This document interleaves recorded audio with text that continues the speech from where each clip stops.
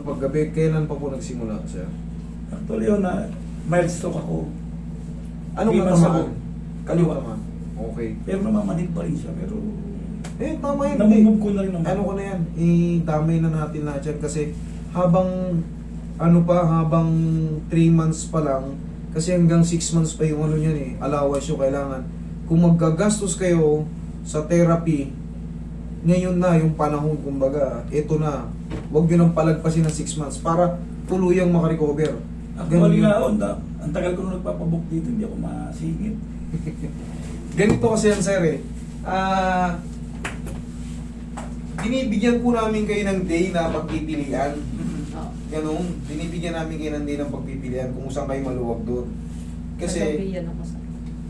Nadulas ko kasi ako nung Pagtapos yun ng stroke. nung na-stroke ka, nadulas ka. nadulas ako sa CR. Hmm. Ito tumama. Kaya pala makiro. Tignan muna natin. Ayun. Hindi siya frozen kaso may sumasabit sa dulo. Ito naman yung stroke. Ayan o.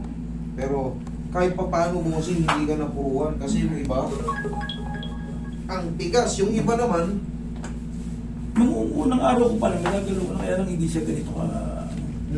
Tsaka, o yan maano pa yan sir, mag-i-improve pa na mag-i-improve yan kasi bago-bago pa. Meron pa kayong 3 months na, pero payo ko lang sa inyo, huwag na kayo munang bumalik sa dati yung kinasanayang pagkain gaya ng adobo, dala na rin yan. Malaki na rin ang ano yan. hindi na kami Pero- galing. Hindi niya pa Ganun siya talaga. nagano. Wala naman, kasi sa inyo naman galing eh. Kung talagang siyempre, tayo naman ang mamimili eh. Pinahirapan kayo ron. Meron kasi silang style na papaganunin ka muna ng ilang oras 7 hours. 7 hours kami tapos na lang ginawa. Madaling araw na kami nakauwi. Kasi matigas daw, di nakapang. Hindi yun totoo. Hindi yun totoo. Sabi ko, nagwawala. Hindi yun totoo, parang kang kinidnap nun. Parang kang hinul nun. Parang kang kinulong nun, 7 oras. Walang ganun. Walang ganun. Iba yung pamamaraan niya, sobrang ano yun. Sobrang ano yung pamamaraan niya. Ha?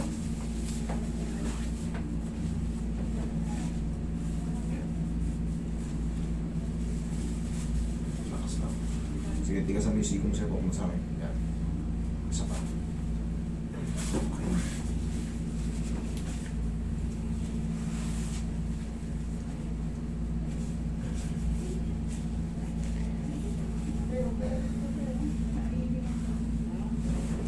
Mayroon ka siya. Sige, tigasan mo.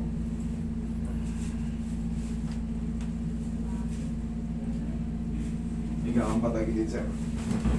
Sa YouTube yun. Sabi ng side. Pag hinang kita ng 7 oras, doon pa lang magsasuffer ka na. Hinang kita ng pagano'n, lagyan kita ng unan dito, o ano nakagaroon. Grabe talaga, master. Mag-ano ka na, magsasuffer na yung mga ligaments mo. 1 oras nga na kitang patayuin kahit diretso lang. May mga ngawit na. 7 oras pa, lagyan kita ng unan dito, tapakan kita rito. Hindi standard procedure yun. Walang method na ganun. Isa siya lang gumagawa nun. Grabe yun. Pag uwi nyo nun, baka di ka na malakad. Dapa. Tagal din yun. Ano siya, pass mo. Yung bata pa, ilang years na siya di makalakad. Pero paano kita, parang may May chance na. may chance pa. Sa bayan namin, yun, maaga pa siya dumating dun. Yun nga yung mali eh. Kasi sayang yung oras natin. Pwedeng magantay sa pila pero yung 7 hours. Nagumagano ka pa. Tapos ilang piraso lang naman kayo.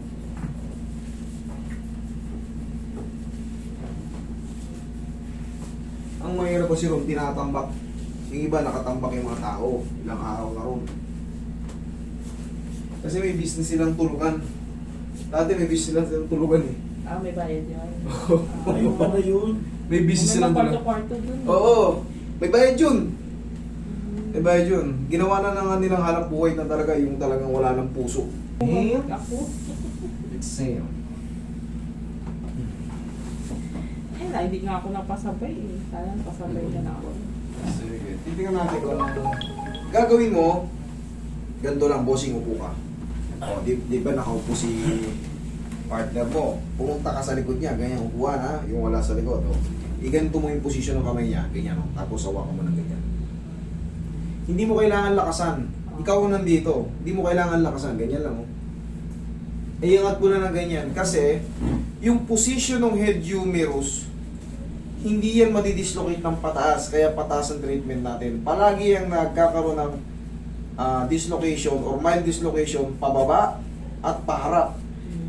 Very rare yung patalikod. Pag gumanon, disgrasya lang mangyayari nun. Ay, kumbaga, sa disgrasya lang pala nangyayari yun.